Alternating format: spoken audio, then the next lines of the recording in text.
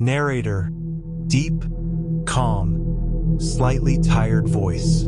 They say the worst decisions are made after midnight, when fatigue blurs the line between reality and hallucination. I should have listened. I was driving down Route 9, a stretch of asphalt that seemed to cut through the very edge of the world. Just miles of skeletal trees and an oppressive blackness that the headlights could barely pierce. I was exhausted. My eyes were heavy, the coffee was gone, and the GPS had lost signal hours ago. I just wanted a motel, a bed, anything but this endless ribbon of road. Sound design. Engine gets slightly louder. Wind noise increases. Narrator, that's when I saw it. A neon sign, flickering weakly against the darkness. It wasn't a motel. It was a large, weathered billboard. In cracked, faded letters, it read, "Welcome to Highway 9. Follow the 10 rules to survive the night." I chuckled. Some local prank, I figured. A tourist trap that forgot to build the attraction. I drove past it, but as the sign receded into the darkness behind me, a strange chill settled in my chest. A mile later, another sign appeared. This one was smaller, neat, black text on a white reflective background. Rule 1. Do not stop for the first 50 miles. My curiosity was piqued. I checked my trip meter. I had just passed the first sign. Okay, I thought, 50 miles. I can do that. I didn't need to stop anyway. The landscape didn't change, but the atmosphere did. The air in the car felt thicker, colder. I passed Rule 2 10 minutes later. Rule 2. If the radio turns on by itself, do not change the station, even if it's just static. I hadn't even thought about the radio, but as soon as I read the sign, the speakers cracked to life. Sound design. Loud, harsh white noise / static burst, then sudden drop back to engine noise. It was pure, aggressive static. My hand instinctively reached for the dial, then stopped. Keep the rules, a small voice in my head whispered. It's just a game. I let the static scream. It was maddening, but I kept my hand on the wheel. Rules 3, 4, and 5 came in quick succession. Rule 3. Ignore the lights in the woods. They were faint at first. Little green orbs dancing between the pine trees. They looked like fireflies, but too large, too coordinated. They seemed to be moving with the car, keeping pace. I kept my eyes fixed on the white line of the road. Rule 4. Do not look at your reflection in the rearview mirror. This one was the hardest. Once you are told not to do something, it's all you can think about. My eyes kept darting up, tempted to check my messy hair, my tired eyes. I forced myself to adjust the mirror downward, so I could only see the empty back seat. Rule 5. If you see a gas station, it is a mirage. Drive through it. 20 miles in, I saw it. It looked normal, inviting. The static on the radio seemed to soften, as if urging me to pull over. I felt the urge to turn, my foot hovering over the brake. But the memory of the sign held me. I pressed the gas. As I drove through the gas station, the lights didn't fade behind me. They dissolved like mist. When I looked back, there was only darkness. I wasn't laughing anymore. The static was a dull roar.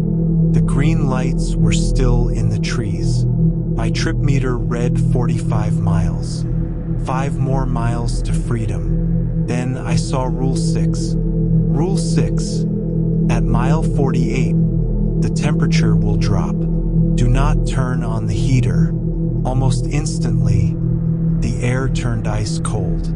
I could see my breath fogging the windshield. The cold was unnatural, stinging my exposed skin like needles. I was shivering violently, my fingers numbing on the steering wheel. The heater dial was inches away. It's freezing, my body screamed. It's just a prank, warm up. But Rule 1 echoed in my mind. Survive the night. I gripped the wheel tighter, fighting the reflex to warm myself. 5 minutes of pure agony later, the temperature returned to normal as abruptly as it had dropped. I gasped, feeling the blood return to my face. I had made it to mile 50. I should be safe now, right?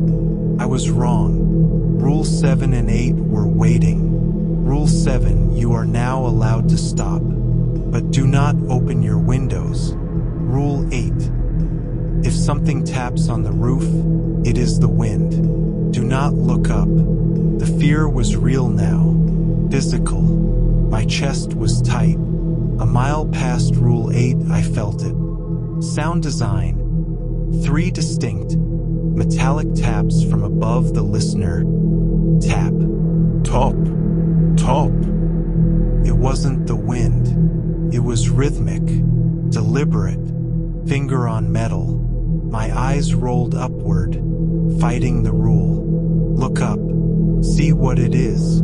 I slammed my eyes shut for a second, then forced them back to the road. The tapping stopped. A low, guttural sigh seemed to come from directly above my head. Inside the car, I kept driving. I had to. The road began to feel endless. The trees tighter, the darkness deeper. My mind was breaking. I was looking for the 10th rule. I needed to see it. I needed to know I was almost done. I saw the sign for Rule 9. It was larger, brighter, as if to make sure I couldn't miss it. Rule 9. If you see a hitchhiker in a yellow coat, do not stop. Drive through him. My heart froze. This was it. The ultimate test. I scanned the road ahead. Nothing. Just darkness. But then, as I rounded a sharp bend, my headlights caught him, standing right in the middle of my lane. He was wearing a bright, new yellow raincoat, hood pulled up. His face was obscured by shadow. He wasn't waving for a ride. He was just standing there, waiting. I was going 60.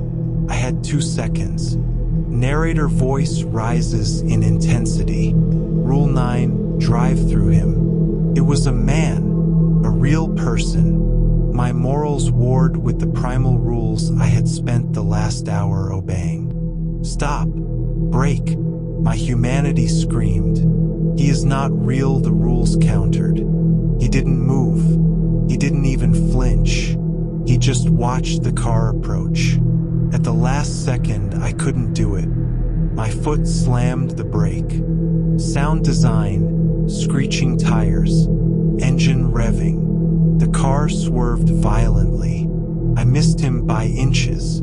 I spun, the car shuddering to a halt, facing the opposite direction. I sat there, gasping for air, the smell of burnt rubber filling the cabin.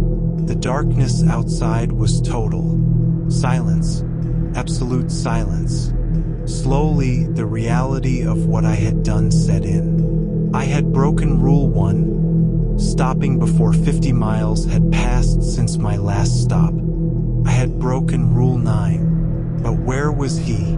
I looked out my window. Empty road.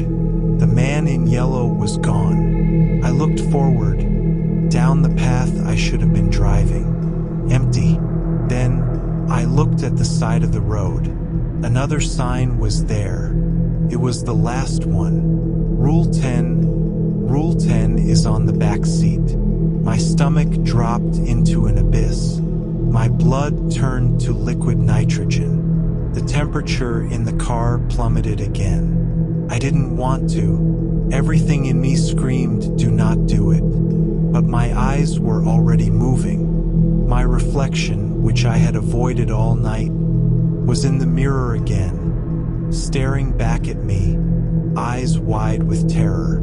I looked down from my reflection, past the mirror, into the back seat.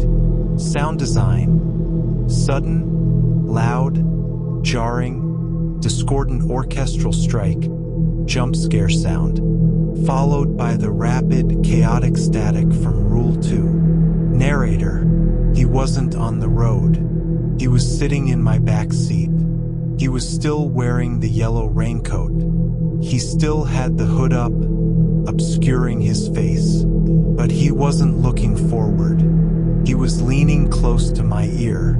I could feel his icy breath on my neck, written in smeary, rusty red blood, across the fabric of my own upholstery. Right where his hand was resting was the final rule.